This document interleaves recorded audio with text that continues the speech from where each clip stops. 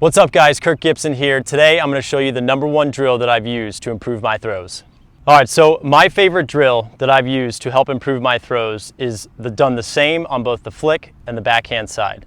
So what it is it's throwing super inside out on both the backhand and the flick. So I'm going to explain it first on the backhand.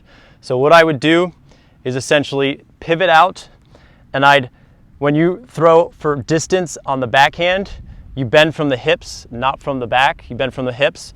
So what I would do is bend over a little bit and just slowly start working my way down, and I'd throw it for as much power as I could.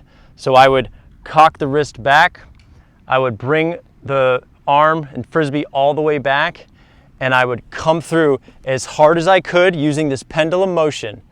And what I would do is I'd throw it at an angle so it goes straight up and down and lands straight, but it's thrown at a huge angle. And what this does is allows you to be able to throw in windy conditions and really learn how to get that extra power and distance on your throw.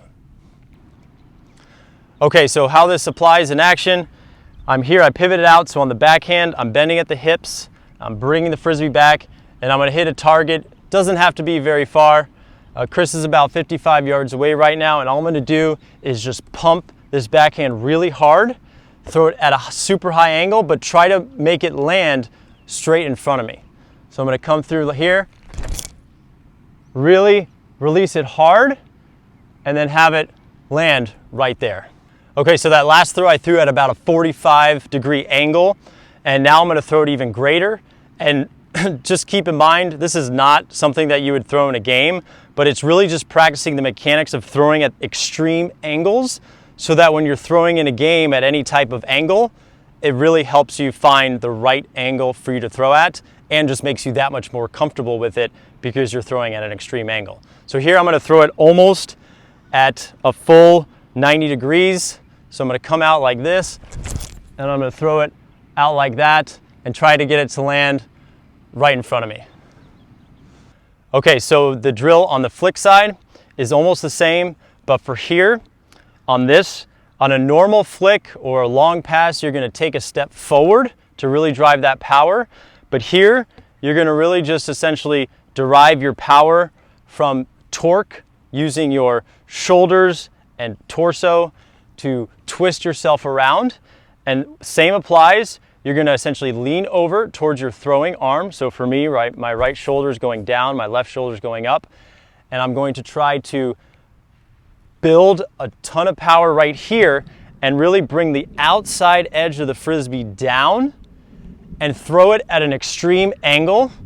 So we'll start here at 45 and then get even lower. And the purpose of this, again, is to practice throwing at really extreme angles, so that when you get into a game situation, if there's wind or some sort of marker over here and you need to kind of bend it around, you can have the ability to throw that, and you're also building comfort at more extreme angles, and that'll only make your comfort at a more normal angle, which is 99% of a game throw, that much more comfortable. So what I'm going to do again, I'm going to throw it at an extreme angle, but what I want to happen is for it to land straight. So it's going to practice having to release it little out in front, project and push the frisbee out that way so it comes back.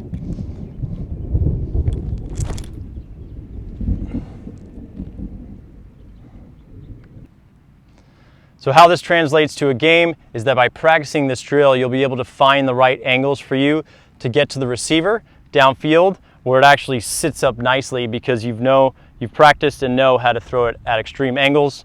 And in this case, since we're practicing the flick at essentially without a pivot, Chris is standing about 65 yards away right now, and with just a little bit of momentum and power,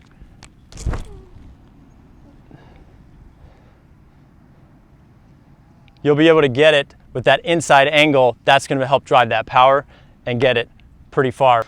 So what you've just seen is long throws with a lot of power at very extreme angles for the backhand and the flick.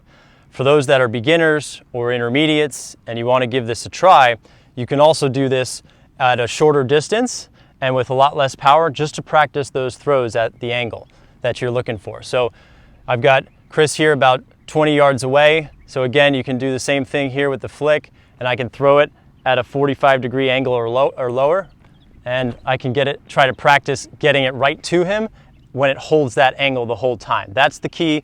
You want it to get it to hold the angle the whole time, because that's going to help you really learn how to throw that flick and the backhand and hold that angle, and that'll really help propel for distance down the road.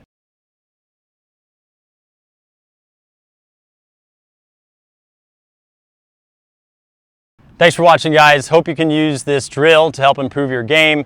Remember, you can modify it however you want. Use a shorter distance, use a longer distance. If you got any questions, throw them in the comments. Otherwise, thanks for watching.